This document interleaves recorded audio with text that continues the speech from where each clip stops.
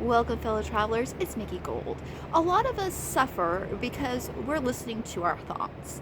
And the thoughts that are not loving, that are not kind, are not intuition. So if you have thoughts telling you that you're bad, that this is wrong, unless it really is something that's, wrong, that's going to, end you up in jail or cause you severe problems, then we should not listen to them. It's kind of like, would you let a toddler throwing a tantrum make your big life decisions for you? No, you would go and be like, hey, let's go over here, buddy. Give them some loves, put them on timeout or whatever we do, and then send them off to play or whatever you do with toddlers, because don't have a toddler. But, you wouldn't let them make their decisions. You wouldn't let them drive. You would not let them decide what to even make for dinner, because they'd be like, ice cream. If you've ever had a kid and it's like, I want ice cream, I want ice cream. Well, yeah, so I'm going to eat ice cream for the rest of my life because, a toddler told me that's what they wanted to, but that's what we do. A lot of times when I talk to people and when I work with people, they're like, yeah, but this voice in my head talks, and not that schizophrenic, but they have these negative voices that tell them, when they're going through a depression, going through this and that, they have these negative things, and it's just like, hey, this is your little toddler raging out and having a tantrum. And the same thing too is like when we have those negative voices, they may not be toddlers, they might be elders. And just think about, we let people in our lives, or that has been passed down. It might be something your parents said, but they could have got that nugget of yuckiness from a person who wasn't alive when electricity was invented. So would you let somebody who wasn't alive when there was even electricity, live their whole life without electricity, would you let them pick out your smartphone or your computer, your laptop? No. I wouldn't even let somebody from 1994 pick out my computer, laptop, or smartphone, because we weren't even, so this is what we're living. This is the voices. These are these negative things, these loops that we have playing in our head. They're either like toddlers or ancient wisdom that worked when, when that was what was necessary, but we are in a way different world. We have little tiny phones that have anything. You can ask Google almost anything. Not that it's always correct, because Google is not always correct, but it's pretty good most of the time. You can ask Google anything. We don't have to have cookbooks anymore. We don't, there's a lot of things that have been done away with for this little, this is this big. My phone's this big, and I'm able to, currently actually I can't make phone calls from either of my phones, but I can put out videos and do Zoom meetings for some reason, but no phone calls. But that's besides the point.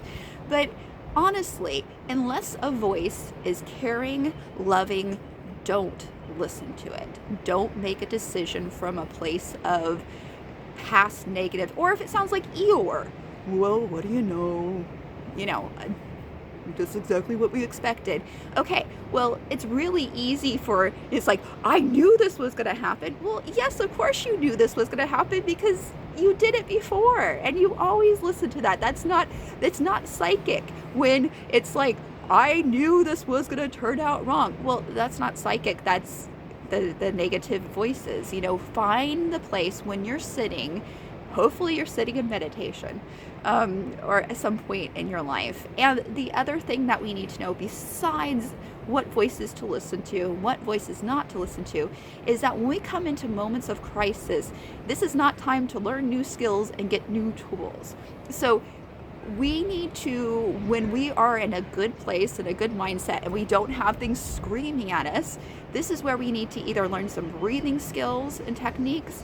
We need to learn some meditation, some EFT, whatever the case may be, some tools to help us. Because when we're in the moment of crisis and when those voices are like, this is not the time to be like, okay, I'm going to breathe in and do this. That's not the time. So when we can take the time, practice filling yourself up with the positive.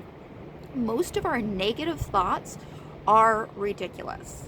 When we're on a downward spiral, it's ridiculous. It's throwing stuff at us like, of course this is going to happen, this is going to happen, this is going to happen.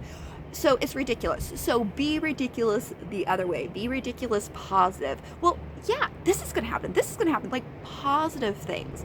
Or just go. If you cannot do anything with that negative voice and it just at you, cool, that's great. I'm happy. Thank you. Not like in a like sarcastic way, but like, that should be fun. Let's give it a try. Really be like, sure. This is how I had conquered panic attacks at one point. Is panic attacks, if you've had a severe panic attack, they do feel like you are going to die generally. And so I remember just going, I was lying on the floor, put my arms out, put my legs out, and said, okay, I'm coming for you, Elizabeth, type of thing. I was just like, do it, do your worst. Sat there, or laid there. Nothing happened. And when we're not running from it, when we're not listening to it, when we're not obeying it, it will eventually lose. It won't feel like it at first, because here's the thing, is these negative things, this, whatever you want to call it, the mind, the ego, that sort of stuff, at first it will get louder and it will get scarier and it will get crazier. It will just be like throwing stuff at you, and everything's gonna light up. Your nervous system's gonna be off the charts, because it knows its time is up, just like anything else. When we see stuff in our world and it seems scarier, crazier, darker, that means something's coming to a head. There is just, when we look at stuff in the world, when we see darkness, know that there is just as much light.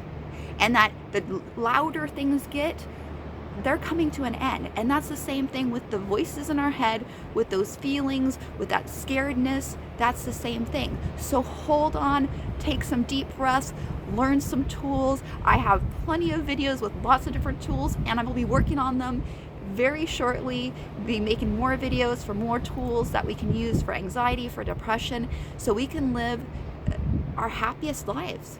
Peace, love, namaste, guys.